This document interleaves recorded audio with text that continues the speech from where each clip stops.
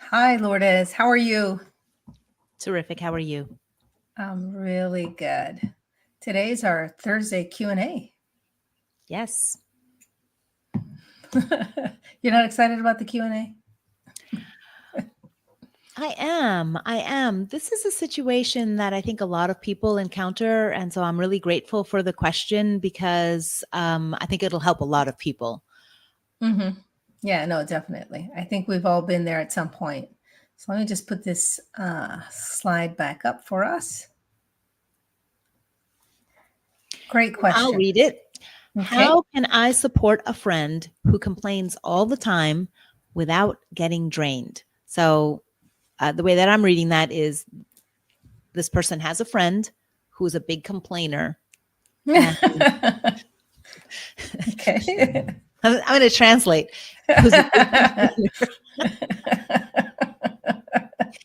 And they often feel really like weighed down and drained by the conversation, which is, something that I mean, I have certainly encountered that. What about you, Maria? I think I've been that person. No, I'm kidding. Guilty. I think we all go through it. I think that,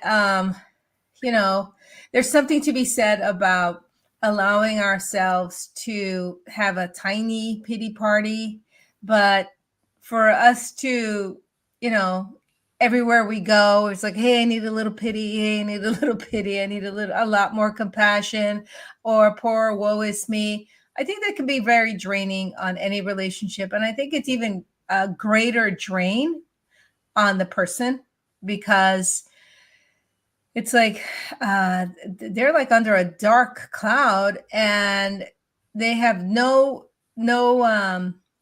resources, and they're so unaware of the fact that they can get from under that dark cloud, right? Right. And it also signals to me, we don't know anything about the person who's doing Obviously, the complaining, yeah. But it also signals to me that they lack agency and that they feel like a victim in their life and that things are always happening to them. There are always, circumstances that are just beating them down. And that's why they're in the complaining mode often.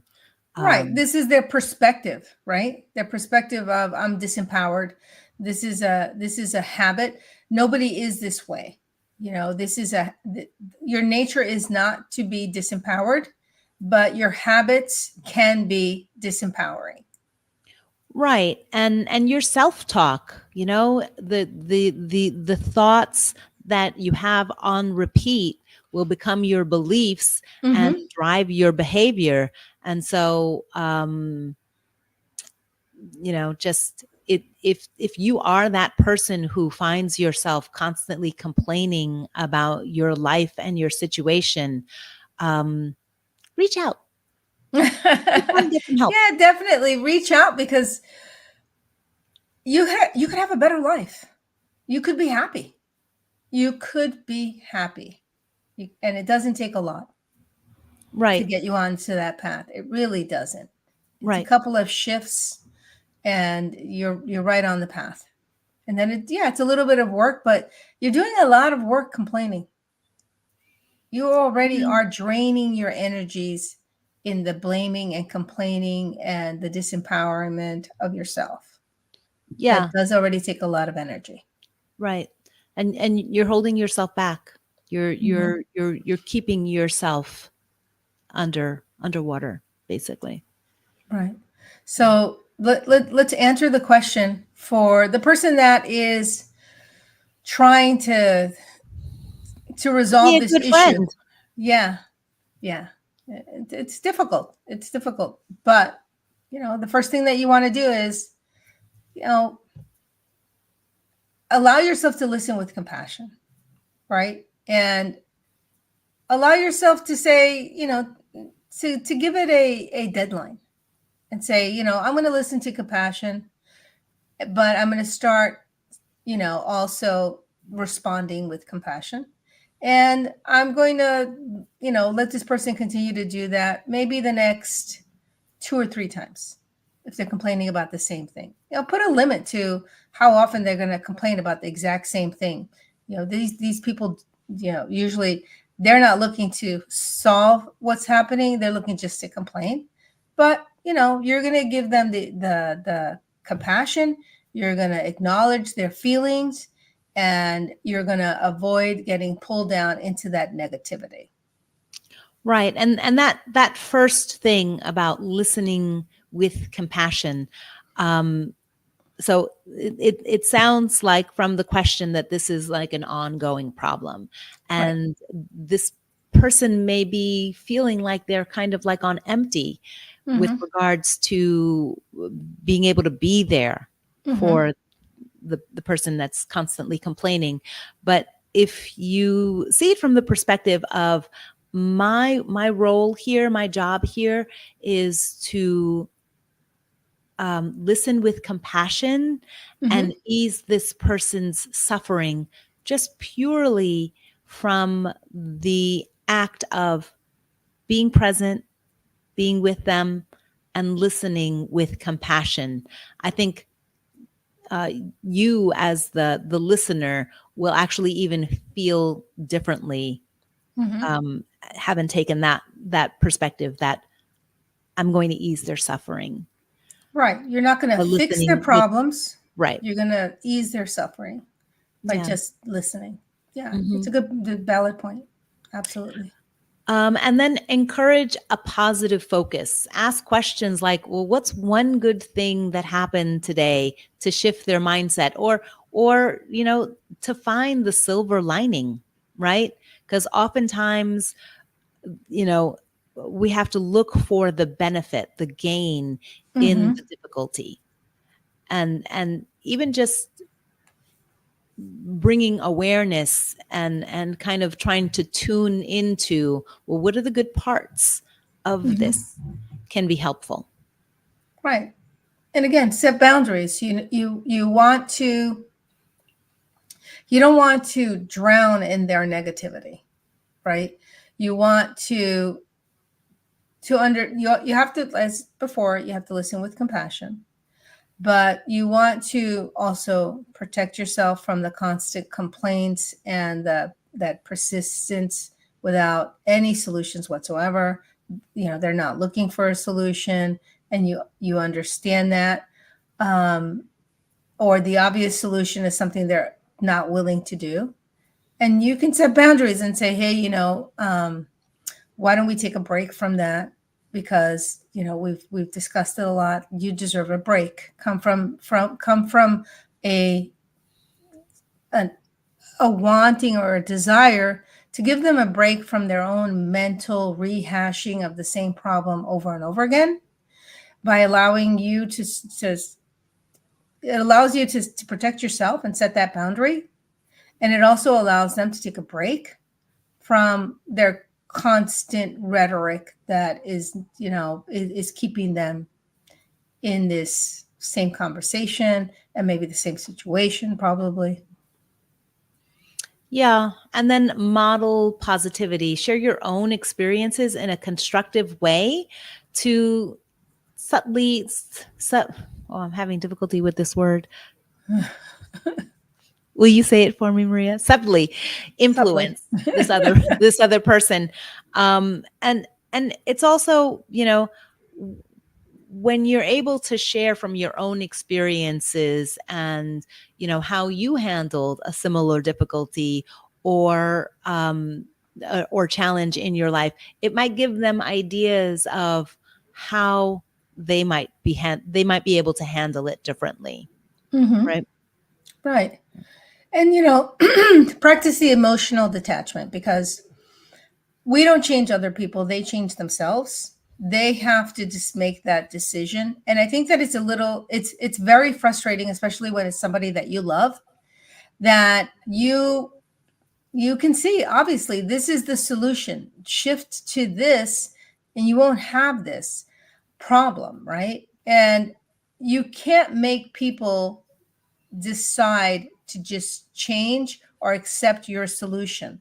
They are stuck in something that maybe they're not even sharing with you, Maybe they are in a relationship where it's abusive, but they don't know how to get out of the abusive relationship. Maybe they're constantly fighting with their boyfriend, their girlfriend, or somebody at work. Whatever the situation is, there's something that they're also getting. There's a payoff, even if they don't realize that there's a payoff. There, it could be a negative payoff where maybe they don't think they're good enough, or they're afraid of being alone, or they're afraid of what the consequences would be if they changed something, and they're not ready to face those consequences, or even that the benefits are not enticing enough for them to shift where they are. And like I said before, it could be that this person's, our character is based on our beliefs and our habits and our thoughts, and they're not ready to shift their thinking because they don't want to be outside of the same tribe. Because you'll see that where, if the mother is negative or the father is negative, the child has picked up this negative habit, and that's part of their tribe, and they don't want to be outside of that tribe. They don't want to be different. They don't want to be the ugly duckling, because then what unit or tribe would they be part of? So there's many reasons why people don't change. There's many reasons why people stay in these habits and this habitual complaining and blaming. So we practice emotional detachment. We say, okay, this is where they're comfortable being, and you're not going to change them. And know that if you're going to meet them for coffee or for lunch, this is who they are. And, again, set boundaries. Set boundaries. Yeah, right. And I think I just want to circle back on the compassion, because as much as we know about someone and their circumstances, we never know everything. Right. And so, being there for them is a gift that you're giving them. But also it is necessary to protect and care for your own self and your own, emotional well-being. And so if you feel yourself being constantly drained by a friend who is constantly complaining, implementing these strategies and putting a time limit on how long you're willing to listen to the same complaint over and over again before you,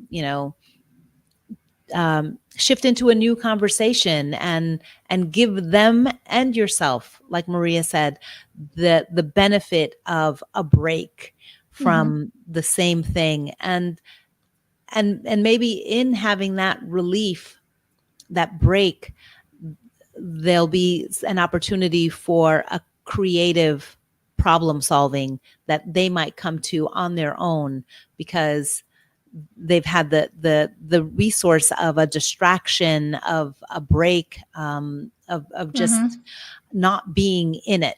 Because sometimes when you're right in the middle of it, you can't see any solutions. Right. And obviously you can ask your friend, is there anything that I can do to help you? Is there anything? I understand where you're coming from. Obviously, I don't know what it's like, but I can see you're suffering. Is there anything that I can do? And if there isn't, let me at least distract you. Let me at least give you some, companionship. And what you said right then is so important, because simply acknowledging another person's suffering can be such a pathway to healing.